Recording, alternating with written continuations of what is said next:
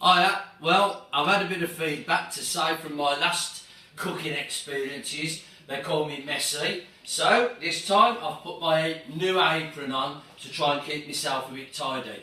Today we're going to do some of the good old battered fish and chips. I have been looking to try and find the best way to make batter, and I think I've found it. Ingredients to use: home pride plain flour, some baking powder, cod loin fish and beer batter. I've tried all sorts and I've found John Smith's extra smooth beer seems to be the best ale to use. So, and by the way, now that's just for keeping my mouth moist. So also you'll notice years ago fish and chips always was made with dripping. So the finest beef dripping, some people say they can't get it. Best place to get it, Sainsbury's supermarket. So here we go.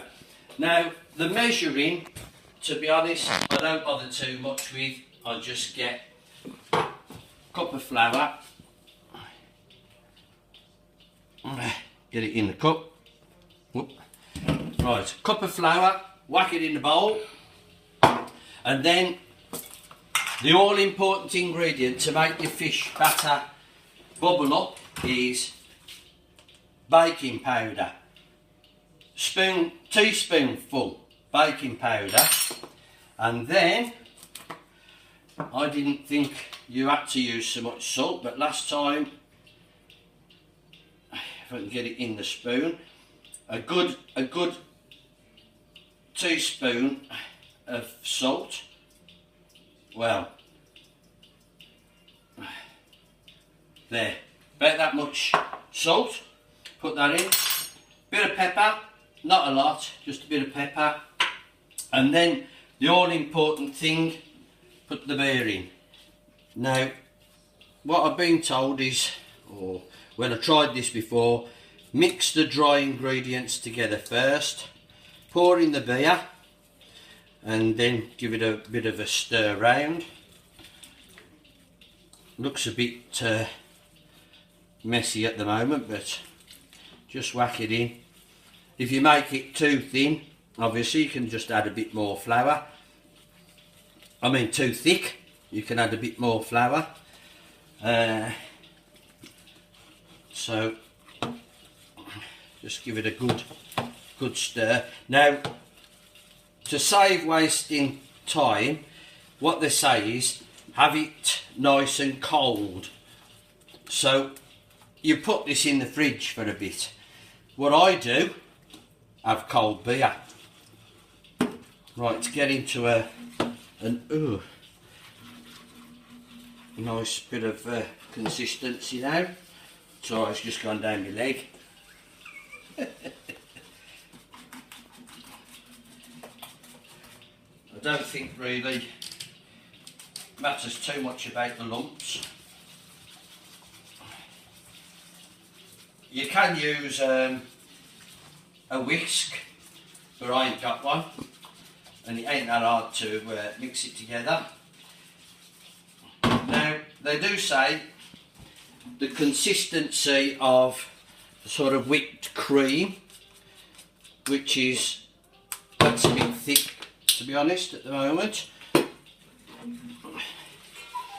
You don't want it too runny, but just want it to it's coming quite nice now. So you want it about like that, so it just stays on there and smells blooming lovely. So that's that. So that's your batter mix made. Now, fish. You can't beat. Oh, got it down my leg. You can't beat a bit of cod loin. So now what I do is, you need the fish nice and dry. So, put the fish. This is cod loin again from. I shouldn't keep advertising Sainsbury's, but to be fair, they have got a fish counter there, and it is really nice. And I've never yet had a bad piece of fish. Obviously people do know, if you're making the chips the same, make sure you parboil them so that you get a nice soft moist inside, and then when you cook them you get a nice crispy outside. So now that's me fish dried off, and make sure it's an expensive piece of fish, cod loin, but there's no bones in it. I'll put the oven on now. This is the beef dripping, which I've now made a bit moist. I've got it a bit runny, so we need that now to get nice and hot. And to check it, what I do, oh dear, what I do then is drop a bit of the batter in.